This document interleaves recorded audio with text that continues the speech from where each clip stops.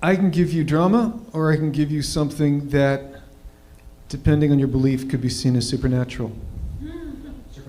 Supernatural? Supernatural. Okay. Here's the thing.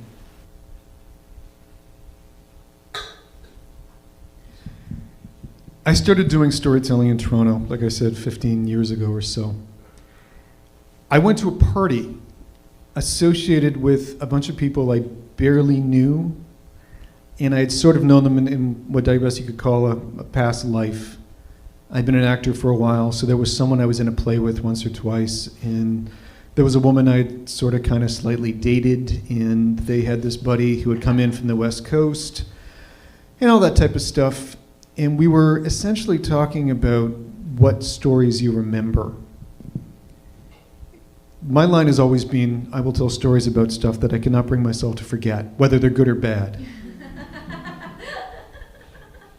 And somehow the topic went to violence, of course, because, it does happen in the universe.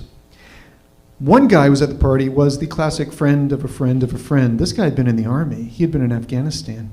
He was very quiet, and he was also really young. I mean, when this happened, I was around 39, and this guy was perhaps 30. And he started talking about violence, and somebody said, well, you were in Afghanistan. Did you kill anybody? And he just stared at him, just this blank, I'm not answering that question kind of stare. So they tried to move the topic along very quickly, and someone said, well, I don't believe anyone in this room has ever dealt with, violent death. And I was dumb enough to say, I have. But it's not quite what it sounds like. I used to have an apartment on Bayview Avenue in Toronto, which is a fairly nice area. It was affordable then. It's definitely not affordable now. And on the 4th floor, I had a balcony and everything, and the guy beside me had a bunch of plants, and he had a house cat, and he would travel. So he gave me an extra key. He trusted me. He said, I have nothing worth stealing. And he'd go away for a weekend. I'd go in, I'd water his plants, and I'd feed his cat. And I hadn't done that for a few months, and then Saturday afternoon, the police show up. And they said, we've been told that you have Richard's key. And I said, yeah, it's in my kitchen someplace. What's happening? And they said, well, this is a wellness check. Nobody's heard from Richard for a couple of days, so we can get the landlord to open it, but if we do that, we have to get, a kind of a court order, and it's going to take us a while. And the landlord told us that Richard told him that you've got the key. At the end of the day, I just said, sure, I'll open the door for you. No one had heard from this guy for around 5 days. Here's what happens when, for reasons best known to yourself, you take a few bottles of sleeping pills and climb into your bathtub and cut your wrists. And no one knows about this for at least 5 days. I open the door, his cat runs out, the cops walk past me, one of them kind of squeezes my shoulder as he comes in, and I'm thinking, what the hell's happening? And then the smell hits me. Okay, without wanting to go into too much detail, the smell was nothing worse than you would find outside of a bar on a Saturday night. Sort of like whiskey vomit, sort of like rotten chicken, sort of like sour milk, but sweet. And that sweetness tells your brain that this is something dead. Get out.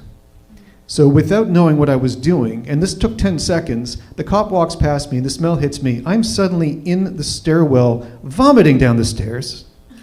I'm not proud of this. And I don't remember going from the door to the stairs. My body took me, and my body said, you're leaving. By the way, you are grossed out to no end, thus the vomit. So I'm grossed out by what's in the hallway, in the apartment, and what I have produced. All at the same time. And I'm also thinking, that poor bastard, what happened to him? I didn't know him, but I knew him, and what happened? The cops came out. At this point, they were smoking.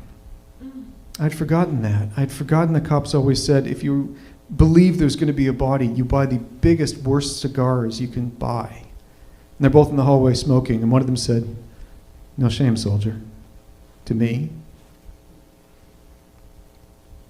That's not a story you bring up very often, right?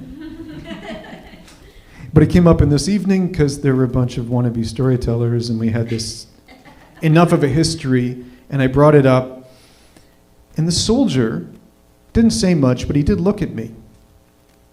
And eventually we went to other topics. I went outside to drink a beer, and this guy came out. He had a Newfie accent that I cannot properly replicate. I got to try a little bit. He said, I know what that sounds like. I know what it smells like, you know? 'Cause I got to tell you something.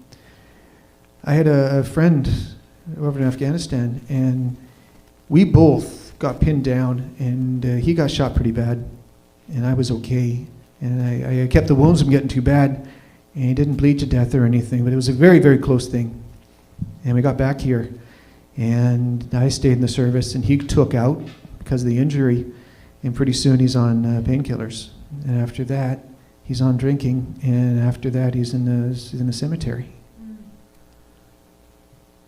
And I said, okay, I'm really sorry I brought that up. And he said, well, he said, I know what the smell is like, and it's not from him.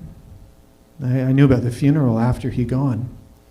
And I'm living in Toronto. I've come here because I want to get a new life, and I got a new job. And I'm on a train, and 3 or 4 people down, it's the rush hour, and I can't deal with it. I'm not used to this. And I noticed 3 or 4 guys down. That's my buddy. That's James.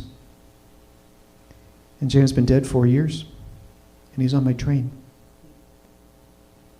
I'm looking at him as if this is going to be a wind-up, like I'm waiting for the joke. And he just keeps talking. He says, James walks up to me, and he's slow. He's put on a little weight, and he's not looking good. He doesn't look bad. He doesn't look like a dead man, but I know he's a dead man. And he sort of smiles at me, and he says, you're not in trouble. And it's just sometimes people notice. And I looks at him, and I says, what are you talking about?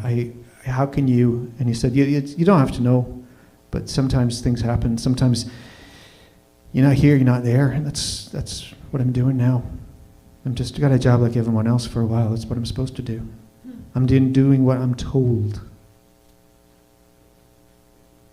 And the guy takes a very, very long drink, and he smokes half a cigarette, and I'm hoping he's going to walk away, but he doesn't. And he looks me straight in the eye, and he says, James looks at me, and he says, it's good to see you. Like, not a lot of people talk to me. But as he's getting closer, I know what the smell is. I'd walk past that in Afghanistan. I know what it smells like when your flesh is rotted. And it's not heavy on him. It's not like he stinks. It's not stinking, but it's just there. It's like someone, they got bad breath, and maybe they got a piece of gum or something, but that's what it's sounding, that's what it's smelling like to me right there. It's something that's just under the surface, and it's awful. It's enough you do not want to be close to him. There are people in the train who are turning their backs, and they don't know why, and he's talking to me like that. And the closer he gets and the more he is smiling, the worse I feel, and I have to back away.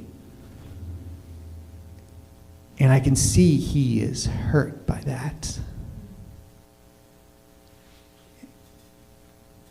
And what happened then?